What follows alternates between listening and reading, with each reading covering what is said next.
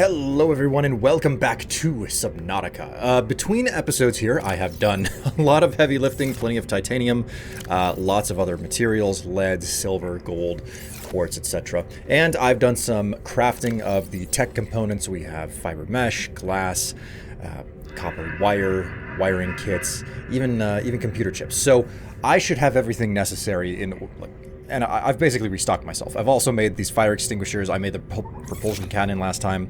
So we're ready to go to the Aurora. But first, let's listen to the radio. This is Avery Quinn of Trading Ship Sunbeam. Aurora, do you read? Over? Nothing but vacuum. These Altera ships. They run low on engine grease, send an SOS. You offer to help, they don't pick up. Aurora, I'm out on the far side of the system. It's gonna take more than a week to reach your position. Do you still need our assistance? Over.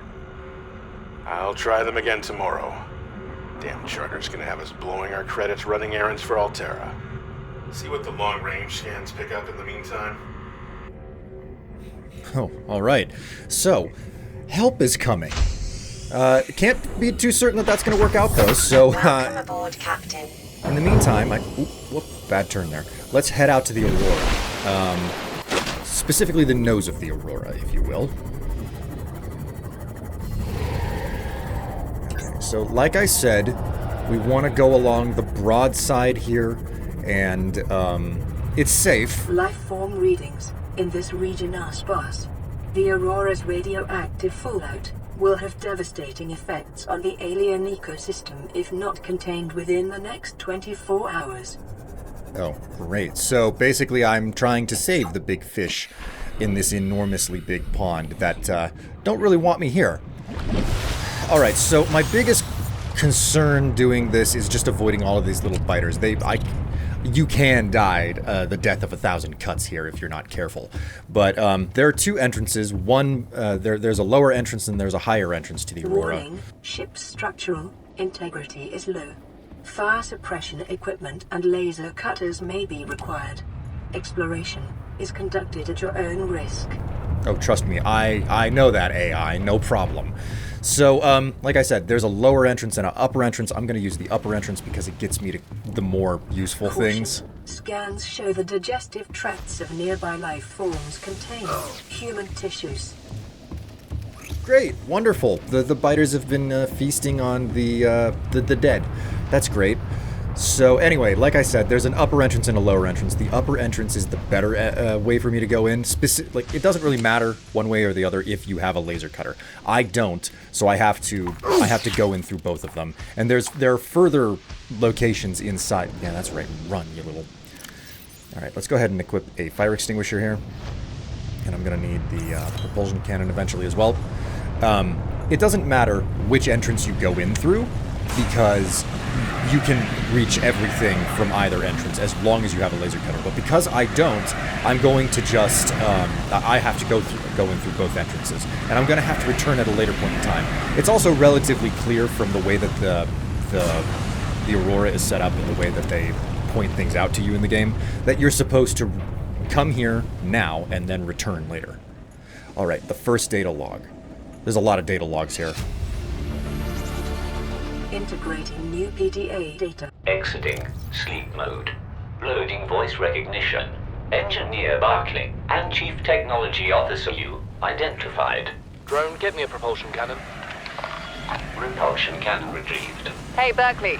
Install that circuit box with that repulsion cannon and you'll punch a hole in the cargo bay. Damn it, Drone, I said propulsion, not repulsion. Recalibrate sensors. Senses recalibrated. Sensors aren't the problem. I tweak the program. It's like you now. It doesn't like being told what to do. Drone, I know... His name's Albert now. Albert, I know it's not your fault, but it would really help me do my job if you'd bring me what I asked for. Thanks for your time. Propulsion cannon retrieved. Thank you. Now go away. Entering hibernation mode. Boss, this hobby of yours isn't making my job any easier. Or safer. Maybe so, but it's all that's stopping me from being so bored I take a spacewalk in my skivvies.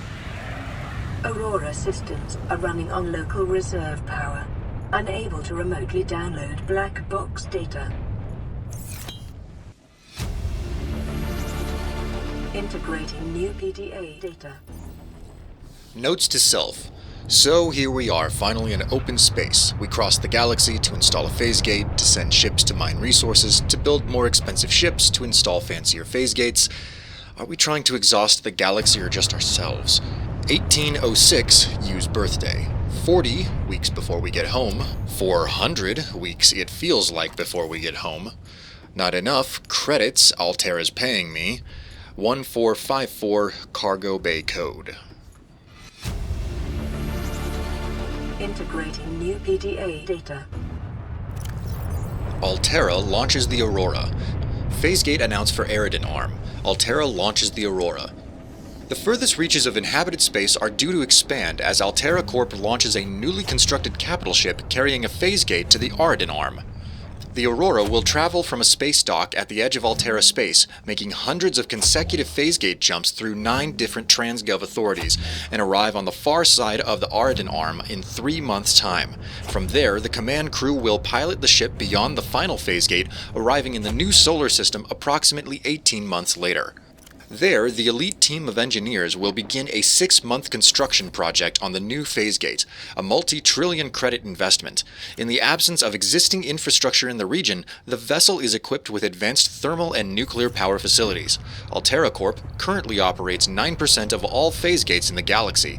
If the Aurora's mission is successful, Altera will have outmaneuvered a cabal of Mongolian corporations operating a range of outposts and mines in the region.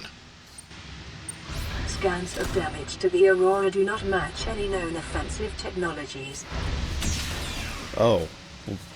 I'm not entirely certain if that's a good or a bad thing. So the cargo base seems... There's definitely a couple of useful things in here, including this floodlight. You know, I've never used floodlights whenever I've played this game, but I really should use them more frequently. Just at least to make certain that my base is very clearly pointed out. New blueprint acquired. Ooh, hey, more lore. Oh, it's a Cyclops engine fragment. This is a hard one for me to find frequently in my playthroughs. Alright, let's get a little bit more backstory. Integrating PDA data. Transgov Profile, Altera Corporation. One of the largest suppliers of spacefaring technologies and consumer electronics in the Federation, the official supplier of the TSF. Constantly ranked among the galaxy's best employers, began life as a defense manufacturer in the mid-22nd century. National motto, get what you deserve. Although most transgovs can trace their roots back to the Earth, Altera, literally meaning by Earth, is the only one brazen enough to take its name. During the expansion, Altera supplied arms to all sides, acquiring and housing a vast colonist workforce, and making the transition from manufacturer to corporate state. Altera's threat to cease trade was one of the turning points in the conflict, bringing about the end of the hostilities and the signing of the charter. Free enterprise within Altera space is encouraged, but competition is tight, and all goods exported off-world must be Altera branded. Profitable businesses are bought out by the state, owners ascending to the board of directors. Well-known Altera technologies, like the Cyclops submarine, originated with such private enterprises. Despite superficial similarities to national governments, the corporation's lawyers have always maintained it has no legal obligations to its employees, but voluntarily elects to take on the roles usually served by a democratically elected government. This claim, however, has not yet been tested in Federation courts. Bleeder, a simple parasitic organism little more complex than the common space tick, but just as dirty. 1. Ductile sac, used for collection and digestion of blood drawn from host creatures. 2. Jaw, rows of teeth and mandibles used to attach to the skin of its victims. 3. Behavior. The bleeder's low speed and poor defenses suggest they have evolved primarily as carrion feeders, but they are also prone to target larger living creatures, which are less likely to notice and take action against this parasite. Assessment? Inconvenient and unhygienic. Avoid or incapacitate. Integrating new PDA data. What do we have here? Oh, yeah, this is just the VR suite log. This is basically the story about, like, how a couple of crewmates had... How the game went for a couple of crewmates. It's not important. Alright, so, Oh, look at that. That's one of the doors over there that I can't get through. So, like I said, I just got my hands on the Seamoth depth upgrade module. That's the main reason to come in here. Shielding sustained internal damage during collision. Do not attempt repair without appropriate qualifications. Well, I'm not qualified, but I certainly can try to repair it anyway. Go ahead and re-equip this. But the Seamoth depth upgrade module, super important. And being able to have that before you can actually, like, that's one of the conflicts in this game. You kind of have to go relatively deep in order to get the technology to even fabricate a depth upgrade module. So coming into the Aurora this early is important. Cyclops energy efficiency Warning, module. local radiation at maximum tolerable level. All right, what do we have here? Drive core shielding breach. The Aurora's drive core is shielded by a thick metal shell, which breached in multiple locations shortly after the crash. Once breached, it will continue to leak radiation into the surrounding environment until the breaches are sealed. After that point, the radiation in the environment will dissipate over time. This procedure should only be attempted with appropriate radiation protection and a fully charged repair tool. All right, last one. Oh, that's a good sound. Thing's powering up. Drive core breach sealed. Radiation levels decreasing. Perfect. All right, so I found the, oh my word, that's some thick smoke up there. So the Aurora is not looking all that great right now, but I've basically found everything down here in the lower levels, short of having a proper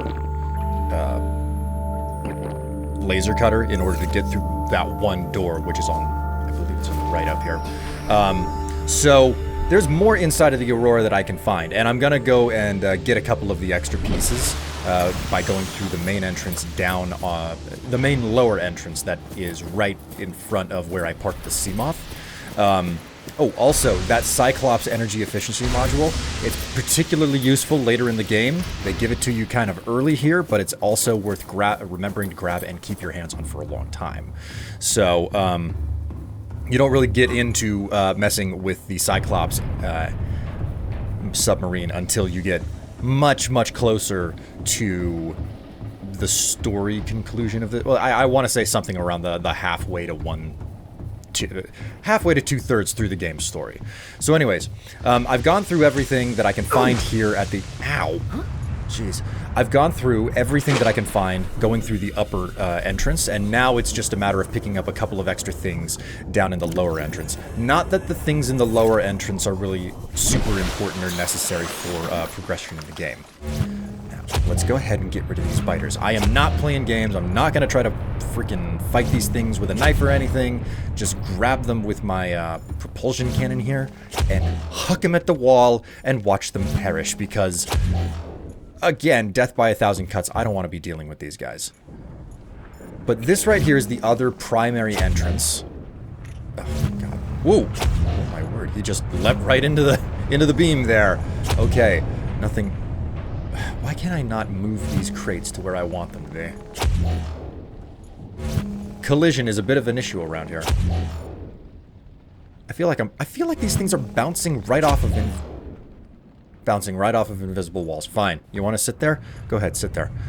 All right, let's re-equip my my fire extinguisher. Now, again, like I said, coming in through this main entrance at this point is not really necessary.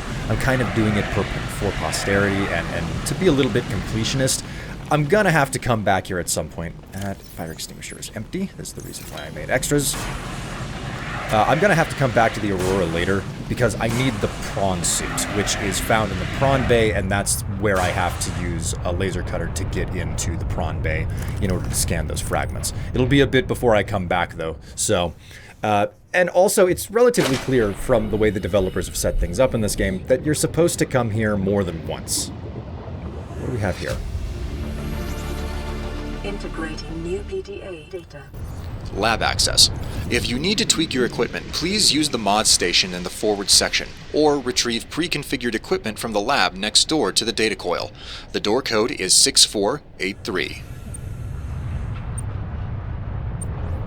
Ugh, God, I'm trying to punch numbers into a keypad whenever you're wiggling around because you're floating. Okay, so there isn't really too much of anything valuable in here. Let's just open this other door. There should be a little bit of backstory on this PDA over here. What's this? Data bank corruption was detected on your PDA. Your technology blueprints have been updated. Oh, okay, so now I can upgrade my propulsion cannon to a repulsion cannon. Now the gun, instead of just picking things up and throwing them, yeah, sure enough, this is the other door that I have to have a laser cut for. But the propulsion cannon picks up and throws things. The repulsion cannon can push things. What do we have here? PDA data. Okay, I know what this log is, but it's really long. I'm gonna go ahead and park myself up here, and we'll listen to it. I'm gonna go ahead and read this, and then I'm gonna make the long trip back to base. What can we learn from the hive mind of Stratter 6? How are the individuals which make up a hive mind to be categorized? Are they merely dumb components of the larger intelligent organism, or is the larger mind merely a product of the independent organisms? Can it be both? We define organisms by their traits, but find invariably that these traits depend on those of their environment. The concept of a tadpole is meaningless without the concept of the frog it will develop into. The idea of a predator is empty without an understanding of its prey. This begs the question, if we define everything by reference to everything else, what have we actually explained? An illustrative experiment was recently performed on the hive mind colony discovered on Stratter 6. A device was placed outside of the nest which would electrocute individuals approaching it. An ant colony would have lost many individuals before a basic danger signal was successfully communicated between them, resulting in learned avoidance of the device. Successful, but costly. The Stratter 6 colony quickly formed into two factions. One attempted to move the device by brute force, sacrificing individuals as they did so. The second attempted to cover the device in sand. These two goals being mutually exclusive, a fight ensued. The first faction was beaten in virtue of their reduced numbers. The device was safely buried and the survivors called a truce. From the perspective of the individuals, this experience must have been horrific. From the perspective of the hive mind, a nagging problem had been overcome with the most effective solution. Which perspective is the correct one? We suggest it is neither.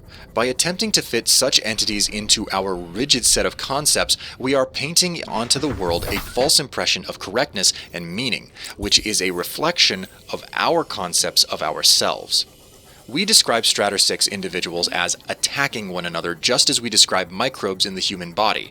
Yet the Stratter colony, like the body, cannot be healthy as a whole without the aggressions of its components. We describe neurons in the brain as being dumb, but brains as a whole are intelligent.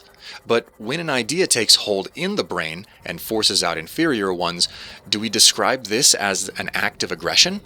Do we mourn dead neurons? When a philosophy or a technology takes hold in human society, when wars are fought over them and people die, is that rightly seen as being good or evil? This is not to undermine the meaning of our existence. From where we stand, our existence is very serious indeed, but is our civilization and our universe really any different from the colony of Stratter 6? Is intelligence something limited to things of flesh and blood, or is the universe truly one giant intelligent system, and we but amoeba blowing self-important potholes on its surface? We would do well, as scientists, to remember that our goal is not to paint the world as we see it, but to see it as it truly is. Don't need the propulsion cannon anymore. And now that the depth module is installed into the Seamoth, I can check out some of the more interesting, distant locations on this map. But that's going to have to wait until the next episode. So I'm going to sort my inventory out, and I will see you guys in the next episode.